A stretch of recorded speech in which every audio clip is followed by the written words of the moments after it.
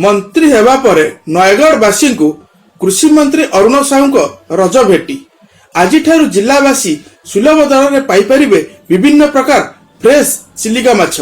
एथिपाई Nayagarh खंडपड़ा road रे निर्मित होची चिलिका फ्रेश काउंटर यह उद्घाटन करछंती मंत्री Arun Sahu.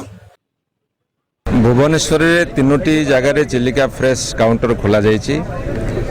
26टी counter PPP mode में दि जाइए 13टा बर्तमान फंक्शनल आउ 13टा अंडर कंस्ट्रक्शन